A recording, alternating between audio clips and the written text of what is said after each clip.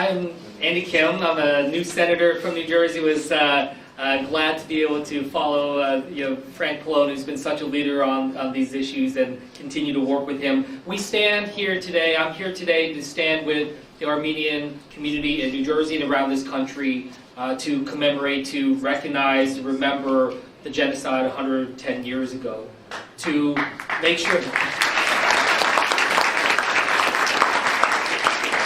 This is something that I've had a lot of exposure to, a lot of experience in terms of engaging on. I actually dedicated my entire academic work, my entire PhD dissertation to genocides and mass atrocities throughout history, and have met with many families afflicted of the genocide 110 years ago, and learning and understanding the need to be able to lift up and always preserve that memory, and to be able to make sure that we're channeling that going forward, to be able to stop the constant, continued attacks that we see, the challenges and the mass atrocities around the world at this time.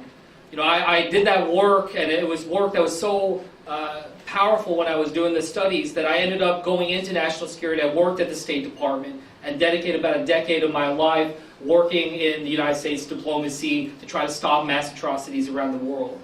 And here at the U.S. Congress and the Senate, continuing that work, and wanted to stand alongside you, because I know that this is not just a memory for people here in this room.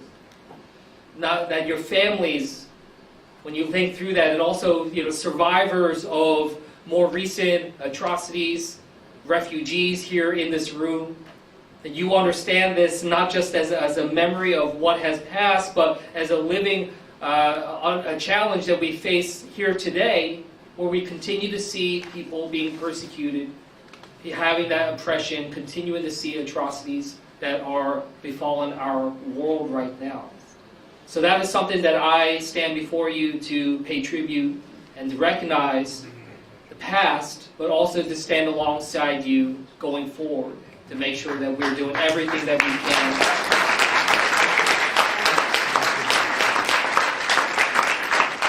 learning from, building upon these terrible, challenging memories, but also going forward to make sure that we have to be able to deliver for your kids and your grandkids a better, peaceful world that you and your families deserve. So again, just my honor to be able to stand alongside you, to be able to be here, to be with my colleagues from Congress, to make sure that we are always doing our part. Thanks, everybody.